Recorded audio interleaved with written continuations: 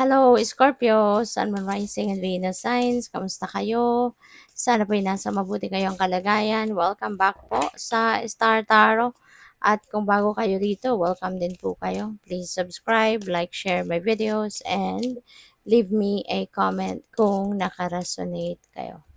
So, Scorpio, first card ninyo ay the Seven of Wands. Most likely, ang iba sa inyo rito baka merong issue with other people or baka yung ibang tao lang dito yung nagkakaroon ng problema sa'yo.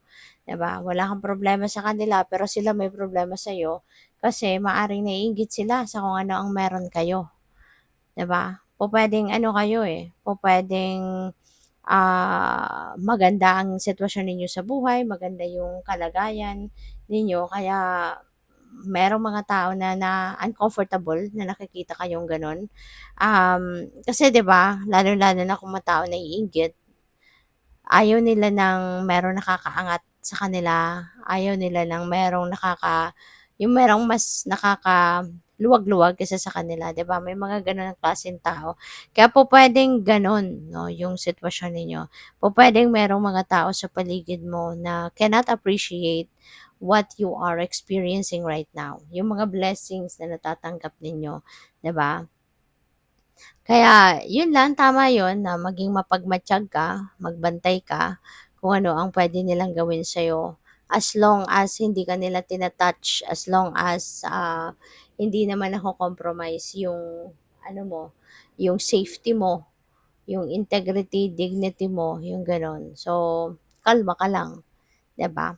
Kasi kawawa na sila din yung kawawa. So sana one day maisip din nila na mali yung ginagawa nila kung mayroon silang ginagawang kunyari paninira sa'yo, mga gano'n, yung mga tsismis, yung gano'n. So sana maaaring yun na lang din ang dapat ninyong ipagdasal 'no, na maisipan din ng mga taong ito na tigilan ka na.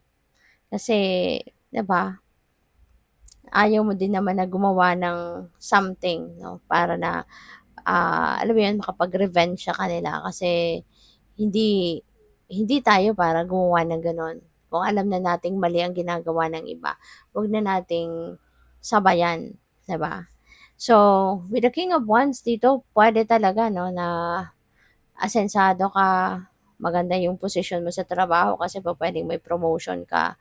Maaaring na-promote ka, siguro naging supervisor ka na, manager ka na, consultant ka na, 'di ba, gano'n. Or kung ano pang mas mataas na posisyon. Kaya maaaring may mga tao sa paligid mo talagang hindi hindi matutuwa kasi pupuwedeng gusto din nila na magkaroon ng posisyon na 'yan.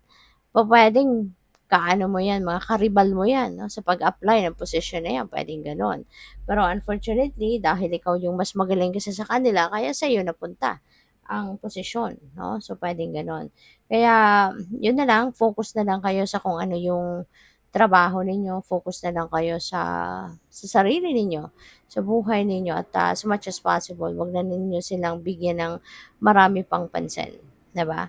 Tsaka yun, gamitin niyo na lang yung ano ninyo, yung galing ninyo talaga ilabas ninyo, i-unleash ninyo yung galing ninyo at para maipakita mo na you deserve, 'no, you deserve this success, you deserve this position, 'no, kung na-promote nga kayo, 'di ba? So, pupuwede rin ang iba sa inyo dito baka nagsosobra na ng ano, baka sumosobra na din sa mga ginagawa nila. Kaya po puwedeng magre-resort kayo sa pagrereklamo.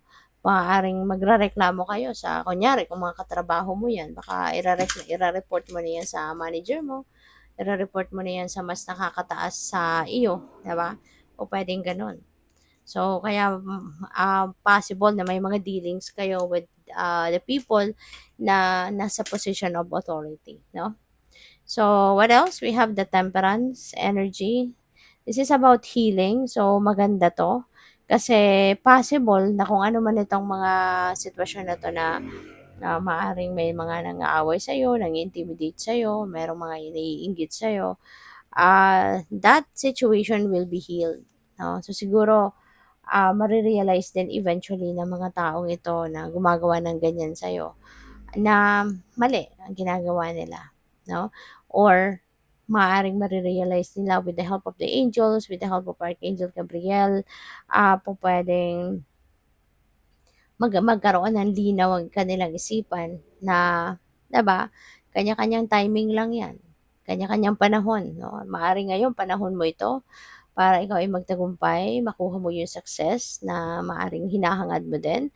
'Di ba? At dadating din yung time 'no, na yung sila naman ang aangat, sila naman ang magkakaroon ng magandang sitwasyon. So, it feels like, pupuwedeng may magkakaroon din sila eventually ng realization. Kaya pupuwedeng titigil din sila 'no, pupuwedeng hindi ka rin naman nila, gagambalain pa, you know? So, yeah, that's about healing at magkakaroon na din kayo ng peace, pati din sila magkakaroon na rin sila ng peace of mind. So, thanks God. And maraming salamat for subscribing. And if you haven't subscribed yet, subscribe na kayo. And also, maraming salamat din for not skipping the ads. Malaking bagay yan sa akin. And also, please click the join button sa baba ng video kung gusto niyo na mag-join sa membership. Okay? Salamat. So, we have happiness, Scorpio. Maganda to. Magiging masaya kayo. Magkakaroon ng mga blessings na paparating. Diba? At ngayon, siguro, magkakaayos na talaga kayo ng kung sino mang mga taong itong medyo naiinggit sa'yo, may mga ginagawang hindi mabuti towards you. So ngayon, maaaring maayos na yan. Magkakabati na kayo, magkakausap na kayo, kaya magiging masaya ka na din.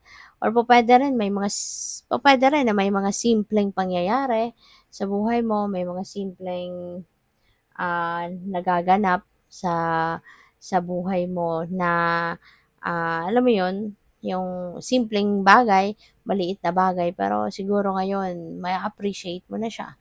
Maraming bagay dito siguro ang makikita mo na, 'no, na dati hindi mo nakikita kasi maliliit na bagay lang, hindi mo masyadong pansinin, pero ngayon you will be able to, ah, appreciate them more, 'no? So, good luck sa'yo.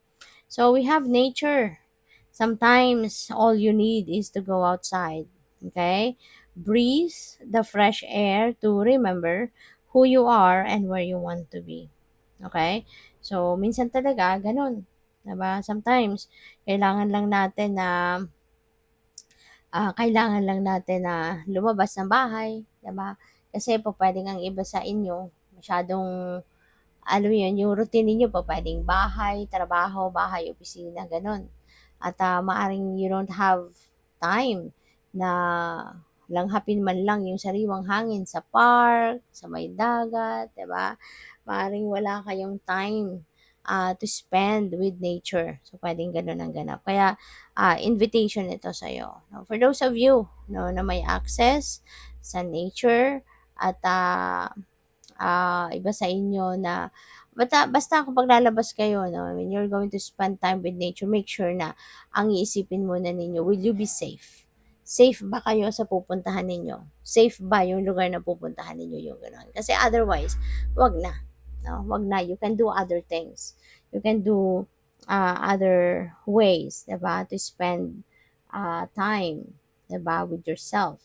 So, yun. Minsan, kahit likod bahay natin, harap ng bahay natin, may porch tayo, meron tayong backyard, pwede na yun, no? Para hindi na kayo umalis, lumayo.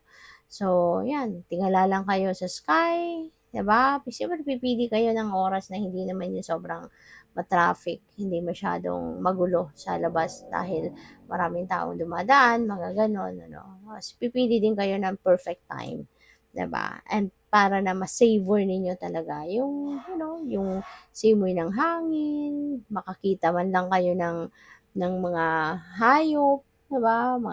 Mga birds, mga ganyan. Kung meron kayong front yard or backyard, may mga halaman, for sure magkakaroon ng mga ganyan. So, yun, that is also a simple way of spending time with nature. Kasi, alam mo yun, nature is very healing, very therapeutic, di ba? Nakakaaliw, nakakagaan ng pakiramdam. So, we have confidence, be bold, rise up, and stand tall. Feel the fire in your soul. Kasi feeling ko dito, ang iba sa inyo is Scorpio, meron din kayong nararamdamang yung parang, alam mo yun, yung there is so much passion, no, within you. At parang ang dami mong gustong gawin. There are so many things that are exciting you, 'di ba, na gusto mong gawin, gusto mong simulan, ganyan, gusto mong tuparin, Kaya ayun, sige, go for it, 'di ba? O wag mong pigilan ang sarili mo kasi lalong-lalo na, kung kapag nakakaramdam ka ng ganyan, ibig sabihin pupuwedeng merong opportunity na nasa paligid mo na, puwede mo ng gamitin, puwede mo ng i-take advantage para matupad mo 'yan kung ano man yung, iniisip mo, kung ano man yung pinaplano mo, 'no, that is really exciting you right now. So, good luck. Thank you for watching. Love and light. Namaste.